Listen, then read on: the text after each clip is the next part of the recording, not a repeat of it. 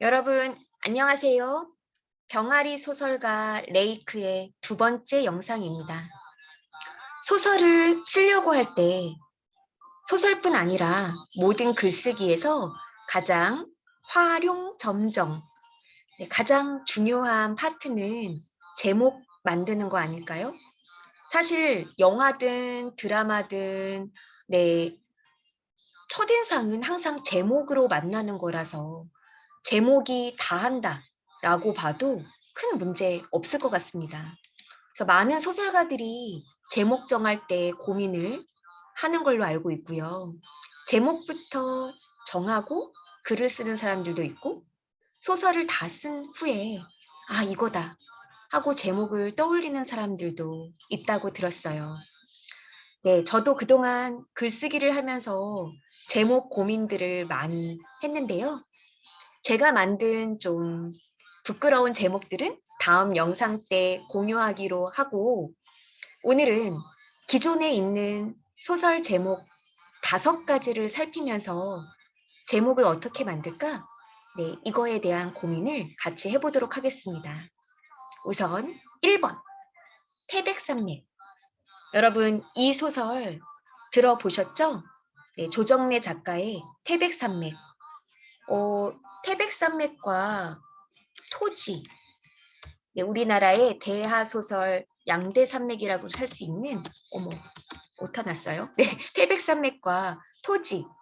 네, 이 소설 제목들은 같은 라인이 아닐까 생각합니다. 딱 듣기만 해도 여러분, 나는 대하소설이야. 이런 느낌이 있지 않나요? 태백산맥, 토지. 네, 그걸 파헤치고 파헤치고 들어가면 뭔가 고구마 줄기처럼 엄청난 스토리가 나올 것 같은, 네, 많은 인물과 사건이 있을 것 같은, 네, 이런 느낌이 있습니다. 네, 개인적으로 정말 중국에 삼국지가 있다면 우리나라에 이런 태백산맥 토지 같은 소설이 없었으면 어쩔 뻔했어 하는 마음이 드는 아주 중요한 소설들인데요. 네, 제가 볼 때 이런 소설들 제목은 상징성을 갖고 있는 것 같아요. 네, 상징성을 가진 소설 제목 정하기 첫 번째 방법이 있는 것 같은데, 다만 이런 소설 제목의 또 부작용이라면 살짝 올드해 보입니다. 네, 제목만 딱 봤을 땐 왠지 재미없을 것 같고, 네, 소설을 잘 모르는 독자들이 봤을 때 태백산맥? 등산에 관련된 책인가? 이렇게 잘못 짚을 수도 있는 단점이 있죠. 네, 하지만 네, 계속 전해져 내려올 고전, 네, 이런 작품이 될 가능성도 있는 첫 번째 제목, 상징성을 뽑아봤고요. 두 번째 제목입니다. 두 번째 제목은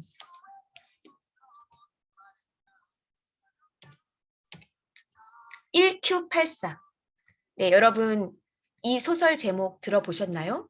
제가 너무 좋아하는 무라카미 하루키의 대표 소설 1Q84. 이 소설 제목은 바로는 알아듣기 어렵죠. 어, 이것은 소설을 읽어야만 이해할 수 있는 소설인데, 네, 1984로 잘못 읽는 사람들이 많습니다. 네, 소설에서 퀘스천에 Q를 따서 1Q84라고 우리가 살고 있는 1984년과 또 다른 세계를 상징하는 1Q84년, 이게 이 소설의 제목인데요. 네, 이런 식으로 소설 제목을 좀 환상적이고, 네, 미스테리 느낌으로 짓는 방법도, 네, 제목을 정하는 방법 중에 좋은 방법이 아닐까 이런 생각을 합니다. 자, 세 번째 소설 제목 정하기. 세 번째 소설 제목은 제가 이런 제목을 가져왔어요. 유진과 유진. 네, 이금희 작가의 유진과 유진이라는 소설 혹시 들어보셨나요? 네, 유진과 유진은 키 큰 유진이와 키 작은 유진이가 등장을 하는데, 네, 인물 이름이 동명이인이죠. 네, 그냥 인물 이름 둘을 나열했을 뿐인데 굉장히 관심이 확 쏠리는 동명이인이라서 무슨 일이 있는 걸까 하고 관심이 쏠렸던 제목입니다.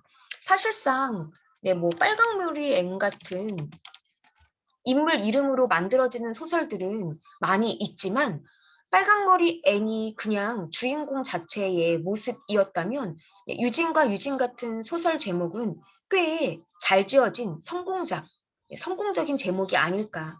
그냥 인물 이름이 제목인데도 충분히 호기심을 불러일으키는 소설 제목이었다고 생각합니다. 자, 네 번째 소설 제목 정하기. 네 번째 소설 제목은 제가 좋아하는 작품을 갖고 왔는데요. 시선으로부터라는 작품 제목입니다.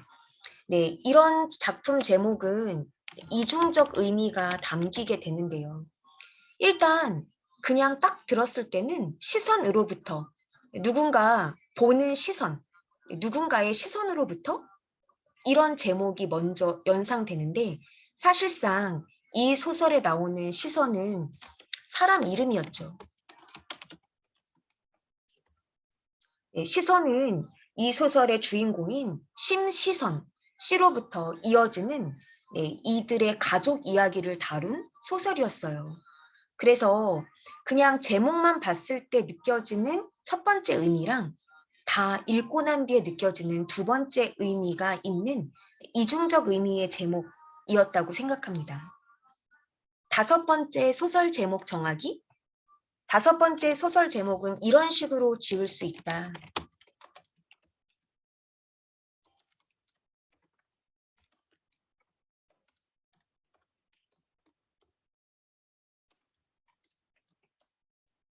네, 다섯 번째 제목은 이미 베스트셀러로 올라갔었던 흑설공주 이야기, 그리고 우리나라에서 판매량이 높았던 죽고 싶은데 떡볶이는 먹고 싶어 같은 제목들을 들어볼 수 있는데요. 네, 제목으로만 사람들의 시선을 사로잡은 잘 지은 제목이 아닐까 싶은데 역시 제목이 중요해. 호기심 팍팍 이런 거를 느끼게 해줬던 소설 제목이었다고 생각합니다. 자, 여러분은 어떤 소설 제목을 짓고 싶은가요? 네, 이렇게 상징적인 제목, 미스테리가 있는 제목, 소설 인물들의 이름으로 또는 이중적 의미를 나타내는 마지막으로 호기심 팍팍. 네, 저도 제목 정할 때 이 소설들을 다시 또 보면서 어떤 제목이 좋을까 고민해 보려고 합니다. 여러분들 소설 제목 정하기 어렵지 않죠? 하지만 제목이 정말 중요합니다. 오늘 영상은 끝!